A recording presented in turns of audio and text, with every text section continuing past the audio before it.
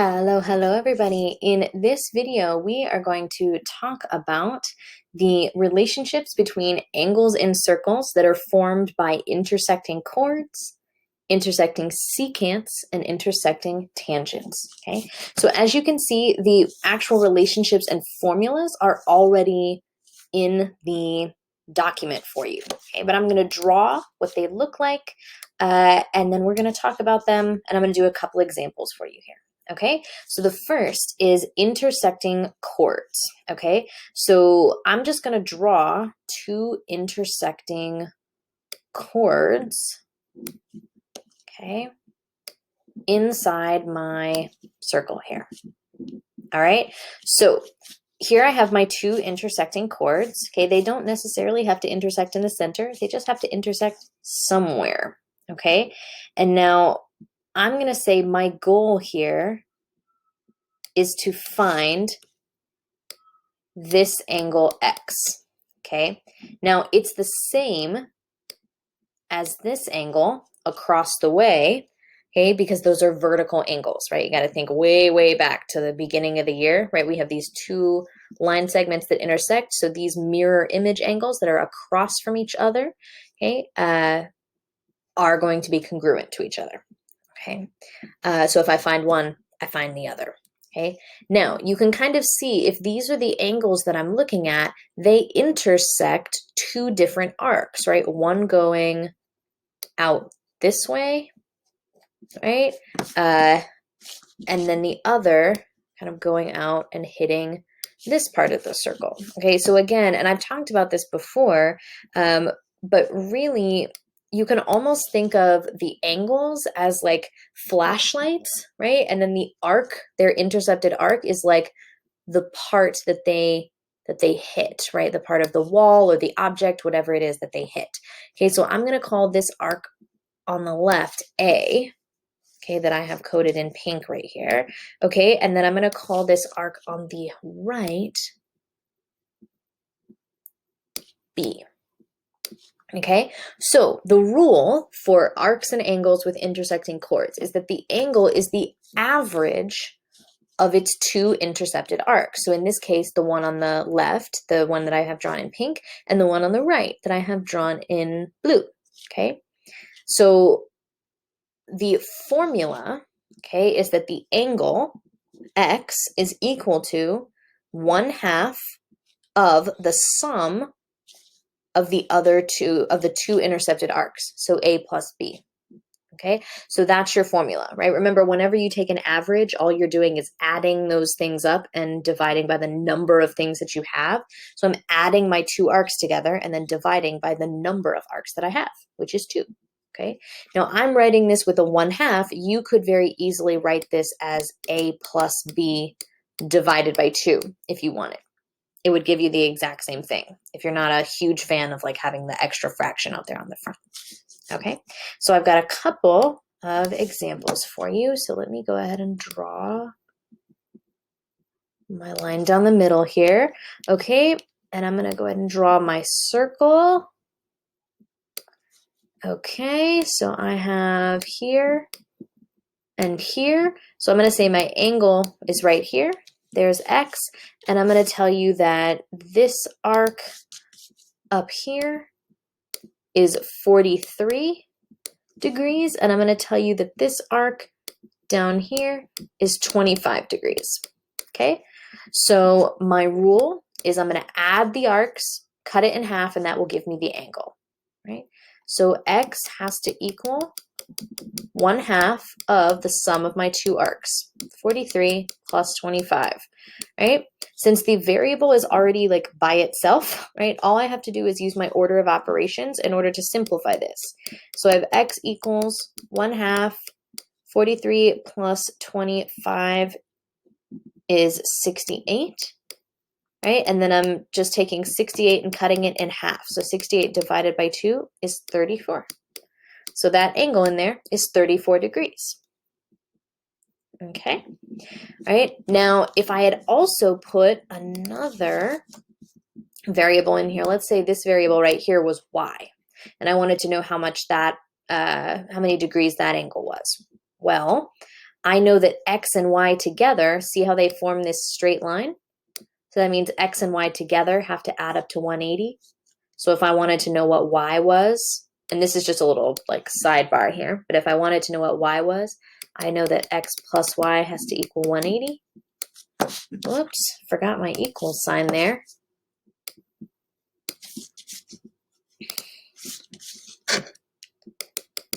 Equals 180. So that means I would just do some subtraction, right? Y equals 180 minus 34. Which, sorry, I kind of ran out of space here because really what I wanted to show you was an example of how to use this particular formula, right? But this is a very common thing that maybe asked in a problem is to say, okay, find that and then also find that other missing angle in there, right? But all you have to do is use your knowledge of lines, right? And of straight angles, right? That lines have 180 degrees in them, right? Okay. So let's do one more example for you. So that was like a working forwards example, right? Where you're looking for the angle. Okay, we're going to do one more where we're going to be looking for one of the arcs. Okay. Okay. So I'm going to tell you that this angle is 70. I'm going to tell you that this arc out here is 44. And I want to know what this arc is. Okay, so again, the rule is the angle. So the angle is 70 equals 1/2 of the sum of the two arcs. So 44 plus x. Now, this is another one of those places where you could, if you wanted to, distribute the 1/2 through, like multiply everything by 0.5. But for me, I think it's a little bit easier to get rid of that fraction sooner rather than later. So what I'm going to do actually is multiply both sides by 2, because that's going to cancel out the divided by 2. Remember, 1/2 is just the same as divided by 2. Okay, and this is going to make it a little easier for me to solve. So 70 times 2 is 140, and that has to equal 44 plus x. So I'm just going to subtract 44 from both sides. And I get that x is equal to 96. Okay, so that arc is 96 degrees. Okay. All right, so that is it for intersecting chords.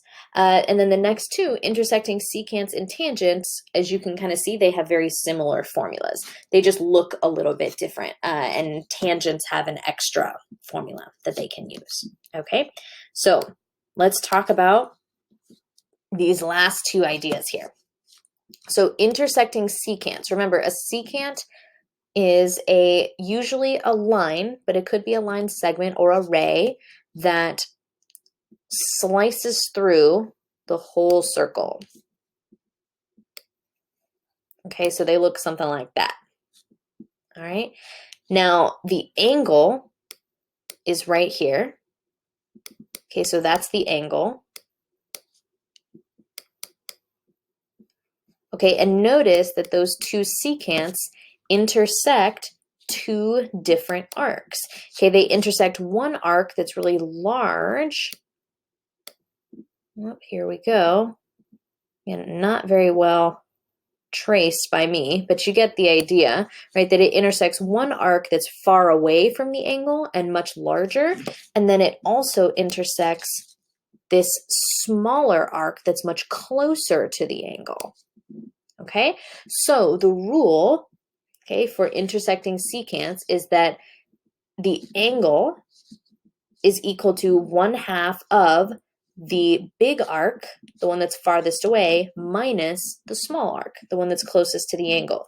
So almost exactly the same as the one for chords, except instead of adding inside the parentheses, you are subtracting inside the parentheses. So very similar to the chord equation, if you don't love the 1/2, you could write this as a minus b divided by 2. Same idea, and you would get the same answer. Okay, so let's do a couple of examples. Okay, so here's one. Here's my circle. Okay, and then I have my intersecting secants. Okay, so I'm going to tell you that the angle here is what I don't know, so I'm going to call that x. I'm going to tell you that the big arc is 120 out here, and I'm going to tell you the small arc is 50, 50. So I'm just going to plug that stuff directly into my equation. So the equation is angle, which is x, equals 1/2 of, and then I'm going to subtract the big arc and the small arc. So 120 minus 50. Okay. Just like the previous example here, my variable is already by itself, so I don't have to solve anything. I'm just using my order of operations in order to simplify. So I'm going to deal with what's inside my parentheses first. So 120 minus 50 is 70. That does not look like a 7. Hold on. Let's try that one more time. Okay, so 70. And then I'm just going to cut that in half, right? Or divide it by 2. So x is equal to 35 degrees. Okay. All right, I'm going to do one more for you that's going to have you essentially kind of work backwards, right? Okay, so here's my intersecting secants there. Okay, so I'm going to tell you that this angle right here is 15 degrees. I'm going to say I don't know what the small arc is, but I do know that the big arc is 60. So again, I'm just plugging that stuff directly into my equation here. I'm going to switch my color. I'm getting a little bored of this purple color. Okay, so my angle, 15, equals 1/2 big arc, which is 60, minus the small arc, which is x. Okay, now very similar to the previous one, you could definitely distribute the 1/2 through if you wanted, right? But personally for me, I like to get rid of fractions as soon as I can. So rather than doing that, what I'm going to do instead is multiply both sides by 2. So times 2 times 2, because that's going to cancel out that 1/2. So 2 times 15 is 30. So 30 equals 60 minus x. Now, you could either subtract the 60 over to the other side, but then you'd have to remember to divide both sides by -1. You could also add the x over to the other side and then subtract 30.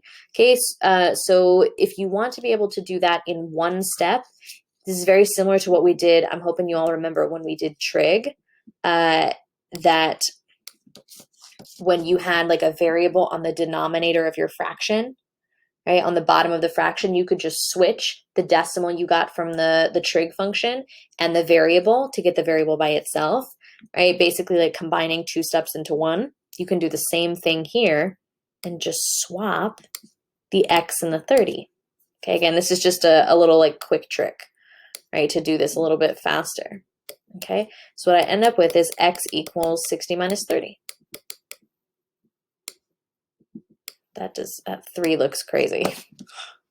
I'm really struggling with my handwriting today here, y'all, on this video.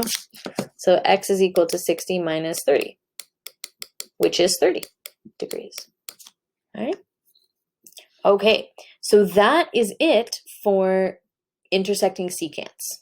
Okay, what I'm hoping you're noticing, like throughout, especially this video, that a lot of these problems are going to be you being able to pick out when to use like the correct formula, right? So to be able to look at a picture and say, oh, that's intersecting chords, or that's intersecting secants, right? And then use that and use the equation that goes with that relationship, right, in order to solve for something that you're missing, right? So very last one. Okay, very last idea here is intersecting tangents. Okay, now forgive me, give me a second. This one is going to be, actually, I'm going to make my circle a little bit smaller for this one so that it's a little bit easier for me to draw. Whoop. Okay. Sorry, folks, there we go. Okay, so this one is intersecting tangents. Okay, so remember, a tangent is just going to touch the edge of the circle, right? And then kind of go on its merry way. Okay. Oh, just barely made it with that one. So there's two intersecting tangents. Okay, so again, you can see there's an angle here that's made by those tangents. And then I'm hoping that you can also see, very similar to the secants, that there is a larger arc, right, that's much farther away. If we say that it's touching, right, the tangent is touching the circle, like at those 2 points. So there's a larger arc, and then there's also a smaller arc that is closer to the angle, right here. Okay, so I'm going to label, and I obviously forgot to label it up here, but usually we label the arc that's closer, the smaller one, as B, and then we label the larger one, oops, we label the larger one as A, the one that's farther away. All right, so what you'll see is that the relationship from the secants still applies, right? So that's this one. It's the same as the secants. But the intersecting tangents also have one extra relationship, which is that the angle x is equal to 180 minus the small arc, okay? And if you're interested in like where that comes from and all of that fun stuff, there is a proof that you can find. I'm pretty sure I put it in with the extra, like the optional like extra challenge videos and things that go with this unit. If you're interested in why this works the way that it does, go and check that out. Okay, but this is the extra rule. Okay, so if you know the small arc, subtract it from 180, that'll give you the angle, right? And then obviously, like if you know the angle, you can figure out the small arc in a similar way, right? It works vice versa. Okay, so last couple of examples here. Okay, so I'm not going to actually use the secant formula in the examples because you already have 2 examples for that. So I'm going to use this bottom equation and kind of show you how that would work. Okay, so here I have, here's my circle. Okay, and then here I have, there's my tangents, 1, 2, so they intersect at this point and this point. Okay, so I'm saying that my big arc is y, my smaller arc is x, okay, and then my angle is 50. Okay, so I know that my angle, which is 50, equals 180 minus my small arc, so 180 minus x. So I'm going to do the same little switch trick that I did up here and say that that means x equals 180 minus 50, which is 130, okay? And now to find y, I know that x and y together has to equal 360, right? Because that's the entirety of the degrees in the circle. So what I'm going to do is say y has to equal 360 minus my x value, which was 130, and that is 230. So I kind of ran into my wall there, my little line divider. But so y is equal to 130. Okay. All right, so that was a slightly more complex example, and I've got one more for you that's kind of just more of a straightforward type of example. Okay, so here's my tangents, here to here. So I'm going to tell you that the arc is 140, right? That small arc is 140, and then I'm going to say that I want to know what the angle is. Okay, so again, I'm going to use this relationship that the angle x is equal to 180 minus the small arc, which is 140. So this one's just some simple subtraction, and you get that x is equal to 40 degrees. All right, folks, so that is it for this video. if you're feeling good about these examples and using these formulas, you definitely can jump right into the practice that goes with this section. If you would like to see a couple more examples, a couple more practice problems, check out the practice problems video on this topic. All right, so that is it for this one, and I will see you in the next video. Bye, everybody.